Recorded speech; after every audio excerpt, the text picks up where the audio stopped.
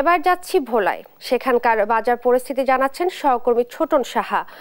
ছোটন, আজকে ছুটির দিনে বাজারে এসে কি বলছেন ক্রেতারা, জানাবেন।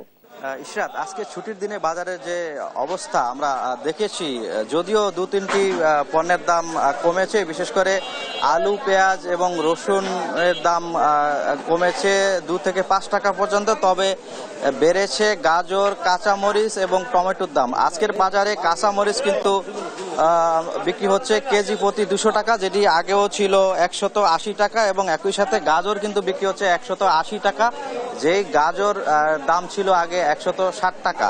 এবং একই সাথে টমেটোর দামও বেড়েছে। টমেটোর দাম বলা যায় যে অত্যাধিকই বেড়েছে। টমেটো কিন্তু বিক্রি হতো 100 টাকার নিচে, তবে এক সপ্তাহের ব্যবধানে সেই টমেটো কিন্তু দাম বেড়েছে। আজকের বাজারে কেজি প্রতি বিক্রি হচ্ছে 170 টাকা দরে, এবং একই সাথে স্থিতিশীল রয়েছে বেশ কিছু পণ্যের দাম, যার মধ্যে রয়েছে আদার দাম রয়েছে, এবং শসার দামও কিন্তু স্থিতিশীল রয়েছে। তবে যদি মাংসের চিত্র বলতে চাই, ইলিশের দাম অত্যাধিক বৃদ্ধির দিকে, এবং এটি কেজি প্রতি গড়ে 200 থেকে কিন্তু 500 টাকা পর্যন্ত বৃদ্ধি পেয়েছে প্রকার ভেদে। তবে অন্যান্য যে মাছ রয়েছে সেই মাছের দাম কিন্তু বলা যায় স্থিতিশীল, এবং একই সাথে গরু এবং খাসির মাংসের দামও কিন্তু একই স্থানে রয়েছে। তো এই যে দরদাম বৃদ্ধি, এই বিষয়টি নিয়ে কিন্তু যারা ক্রেতা রয়েছেন তারা কিন্তু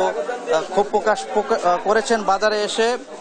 যদিও ভোক্তা অধিকার অধিদপ্তর থেকে বলা হয়েছে পণ্যের দাম নিয়ন্ত্রণে তাদের নিয়মিত অভিযান চলছে, এবং একই সাথে যারা ব্যবসায়ী রয়েছেন, যারা বিক্রেতা রয়েছেন, তাদের সাথে আমরা কথা বলেছি।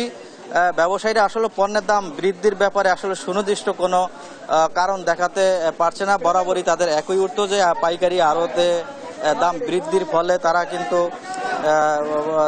লোকসান এড়াতে কিন্তু পণ্যের দাম বাড়িয়ে দিয়েছেন, এমনটি আমরা জেনেছি। এবং যারা সাধারণ ক্রেতা রয়েছেন তারা কিন্তু হতাশ প্রকাশ করছেন, এবং তারা এই পণ্যের দাম নিয়ন্ত্রণে দাবি তুলেছেন যাতে বাজার নিয়মিত মনিটরিং হয়। তো এ ছিল ছুটির দিনে ভোলার বাজার পরিস্থিতি নিয়ে সবশেষ তথ্য।